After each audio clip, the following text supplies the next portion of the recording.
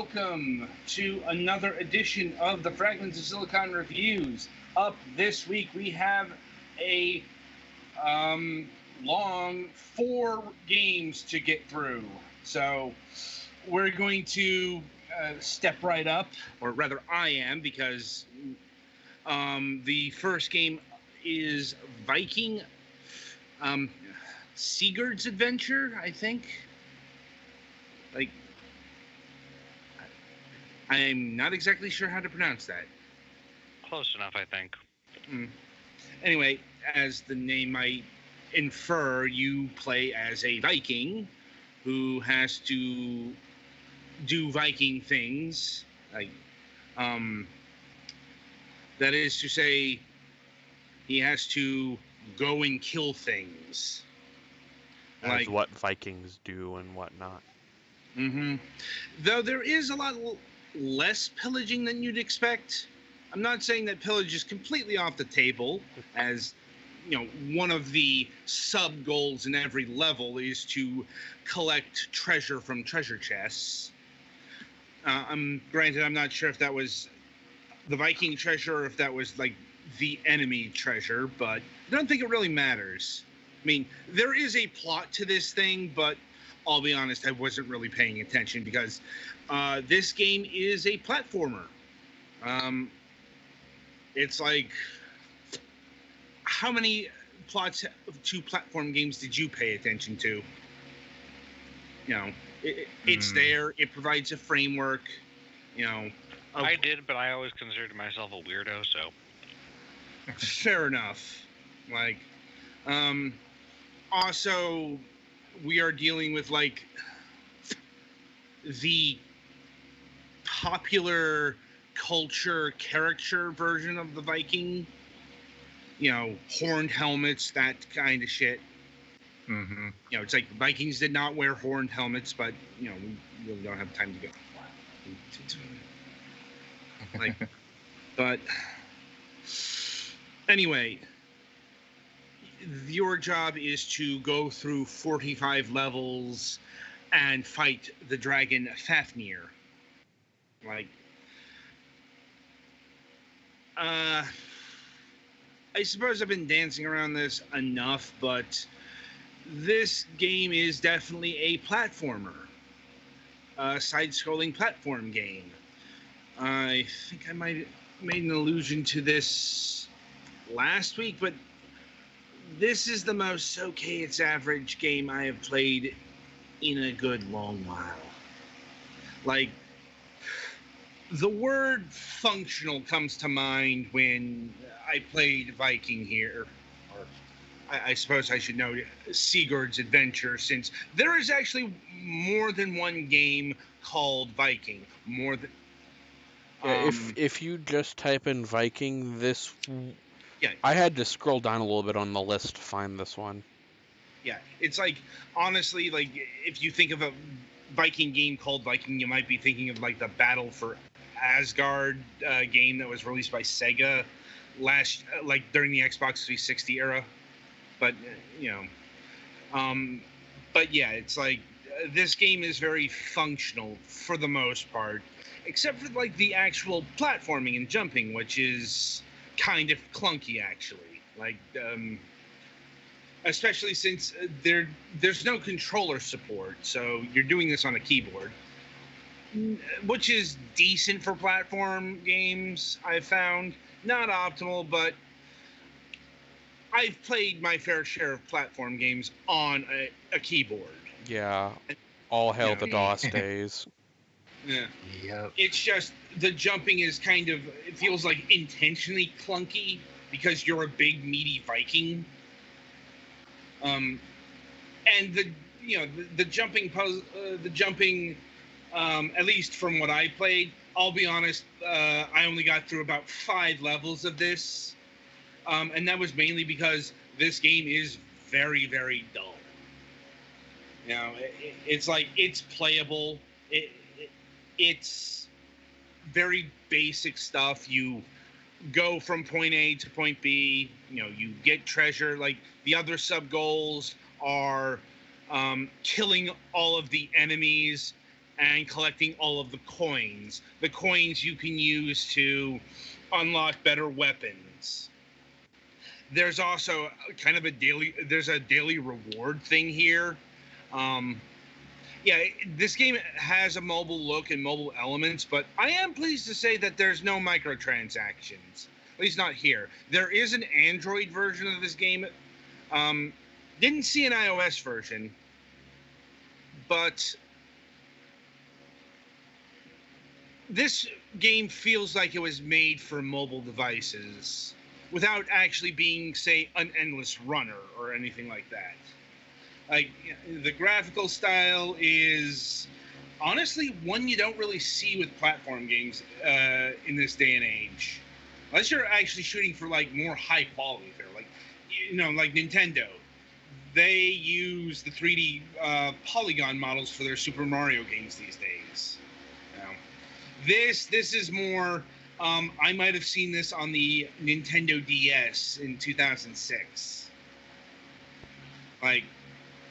It has a very low budget feel. Everything has a low budget feel here. It looks a little bit better than DS to me, but not a lot. Yeah, I said it looked more like it's Xbox Indie Channel type stuff. And not like it looks better than Indie Channel. I guess if I had to peg an era where this would have been more acceptable, early Xbox Live Arcade. Like it looks like it would have given the likes of Cloning Clyde a run for its money and its graphical fidelity.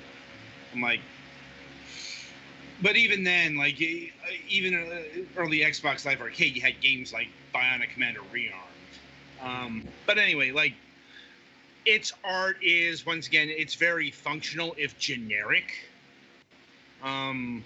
The combat is, once again, fairly basic, but that's pretty all right for a platform game. Like, honestly, if your focus is actual platforming, you don't want to make the combat too complicated. That actually detracts from the actual platforming. Yep. Here, the combat is, you either hit with an axe or sword or whatever, or you have 3 throwing axes. And, some of the enemies are better dispatched away, from, like the spiders who spit acid. Like, the common Viking foe. Like, sure, we'll go with that. It's like, the game covers 3 biomes. And it's, once again, not delivering any surprises there. You go through your grass world, then you go through your ice world, then you go through your fire world. It's 45 levels, 15 levels each. There's a boss. No points for guessing what's at the end of the fire world. Well, it's like it's mentioned in the materials here. It's a dragon. Yeah. Like, just and once again, I didn't get to the ice and fire levels, but I'm pretty sure I know what they were going to have. Like, ice physics and flames. It's like... Mm-hmm. And part of the reason I did not play more than, like, about an hour of this was it's all so very dull. Like, I mentioned this before, but it's hard to put a fine point on just how utilitarianly functional but, unimpressive it all is until you play it. Like,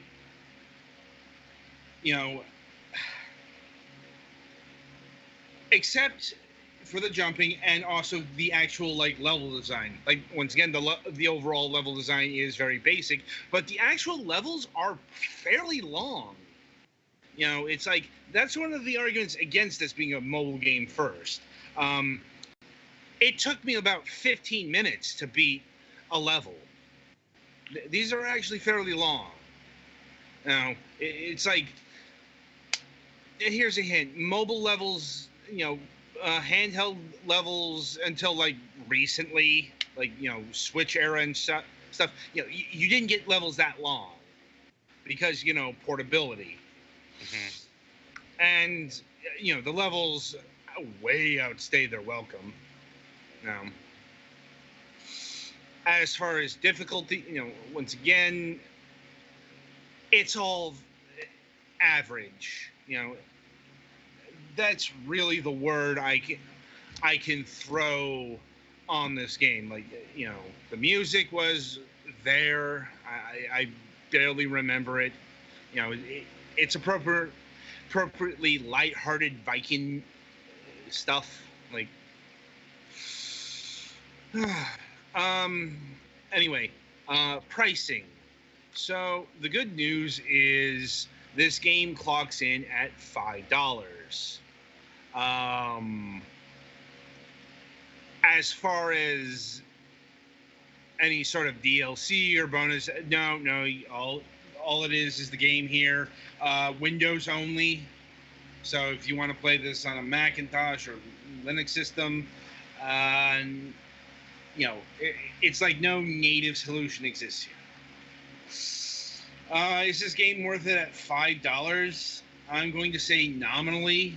Like, in a vacuum, this game is definitely worth $5. Stacked against the fucking hundreds of other platform games you can get on the PC and elsewhere. I'm like, no. Yeah. Like, unless you really want that Viking backdrop, there are better platformers for the same amount. Yeah, there is no fucking shortage of good to decent platform games on the PC. And it's a slightly more traditional take on Vikings than, say, the Lost Vikings. Slightly. Slightly. Ever so slightly. Well, certainly more than the Lost Vikings 2. Yeah, it's what with the cyborg parts. Yeah, it's it's apparently it is actually based off of Viking mythology here. Wait, you mean to tell me that Vikings didn't have cybernetics back then? Only the ones who traded in the far south. Yeah. But I'm like, you're not going to be getting any sort of history lesson out of this game. Like, yeah, and that's about all I got for Sigurd's adventure. It's like, it exists. If you want it, it is there on Steam. Like, but once again, so are so many other games, so many other platforms.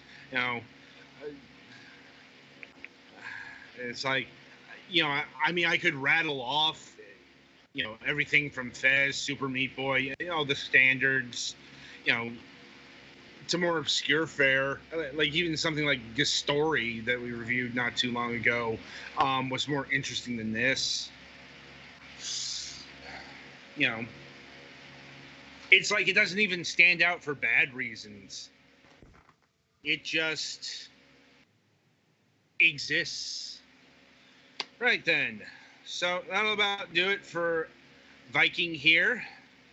Coming up after the break, Golix will be taking over reviewing duties as we've got a Nintendo Switch game to present in Vaporum.